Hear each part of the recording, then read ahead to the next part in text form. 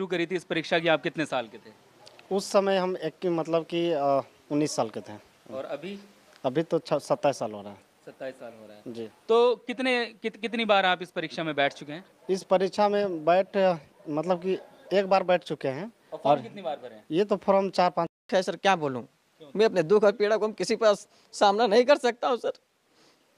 बहुत संघर्ष से पढ़ा हूं, ट्यूशन पढ़ा के मैं 2012 से ट्यूशन पढ़ा के अभी तक मैं पढ़ाई किया हूं और मैं कुछ भी हासिल नहीं कर पाया। ही फक्त याच मित्राची कहाणी नाही, तर देशामध्ये बेरोजगारी इतक्या मोठ्या प्रमाणावर वाढत आहे की जर लवकर याला कंट्रोल नाही केलं तर देशामध्ये विद्यार्थ्यांचे जे सुसाईड रेट वाढत आहेत त्याला कमी करणं खूप अवघड जाईल.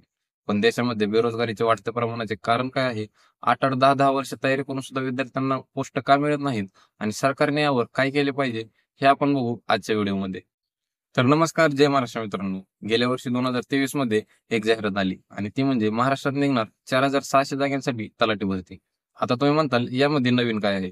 तर यामध्ये नवीन काय नाही, पण आश्चर्याची एक गोष्ट आहे की या 4,600 जागांसाठी एकूण 10 लाखापेक्षा जास्त विद्यार्थ्यांनी अर्ज केले होते. आता जर तुम्ही याचे सक्सेस रेट काढले तर तुम्हाला समजून जाईल की महाराष्ट्रामध्ये बेरोजगारीचे प्रमाण हे किती प्रमाणावर वाढले आहे.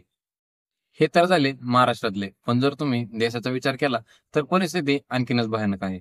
साध्या एका ग्रुप डी च्या पोस्टसाठी तब्बल 1 कोटी विद्यार्थी अर्ज करतात. मग ते दिल्लीतले मुखर्जीनगर असो की राजेंद्रनगर, पटनातील मसाल्लापूर हाट असो की यूपीतील प्रयागराज, इथे स्पर्धा परीक्षांची तयारी करणाऱ्या विद्यार्थ्यांची संख्या जर तुम्ही बघितली तर तुम्ही हैराण होताल आणि यांची राहण्याची परिस्थिती तर आणखीनच खराब आहे.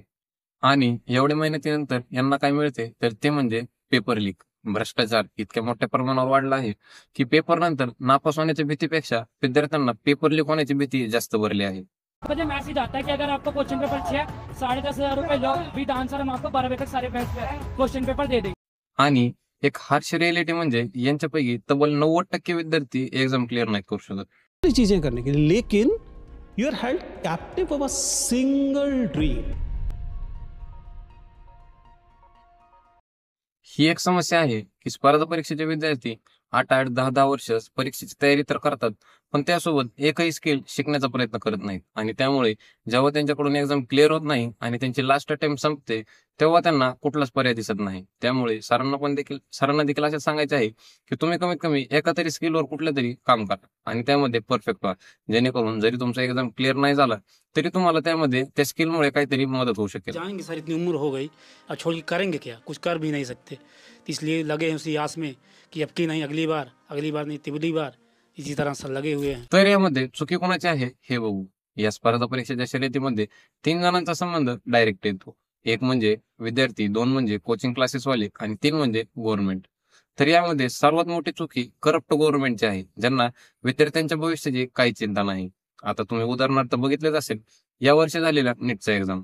तब्बल 24 लाखाहून अधिक विद्यार्थ्यांनी ती एक्झाम दिली होती आणि शेवटी इतक्या मेहनतीनंतर त्यांना मिळाले काय तर पेपर लीक.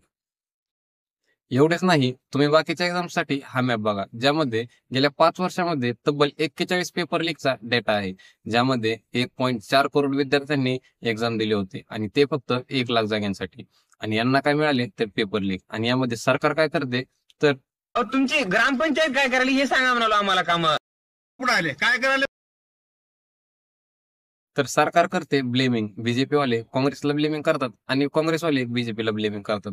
पण यामध्ये विद्यार्थ्यांचे जे हित मारले जाते, विद्यार्थ्यांचा जो अधिकार मारला जातो त्याचा कोणी विचार करीत नाही.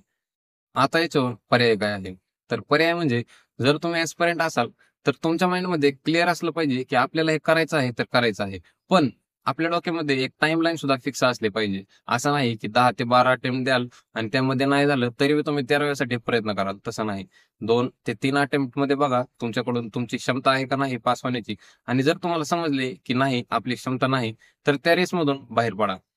हे तर झाले विद्यार्थ्यांसाठी, पण सरकारचे काय तर सरकारने या पेपर लीकवर नियंत्रण आणण्यासाठी काहीतरी प्रयत्न केले पाहिजेत. तसेच यूपीएससी सारख्या मोठ्या एक्झाम मध्ये जे विद्यार्थी इंटरव्ह्यू पर्यंत जातात त्यांचा विचार सरकारने थोडा तरी केला पाहिजे. आणि सर्वात महत्वाची आणि मेन गोष्ट म्हणजे एज्युकेशनवर लावलेली 18% जी जीएसटी आहे ती सरकारने थोडी कमी करावी. तसेच एज्युकेशन फील्डमध्ये सरकार ज्या प्रकारे प्रायव्हेटायझेशन आणत आहे त्याचा वेग सरकारने थोडा कमी करावा आणि देशातील गव्हर्नमेंट स्कूल सुधारण्यासाठी सरकारने प्रयत्न करावा.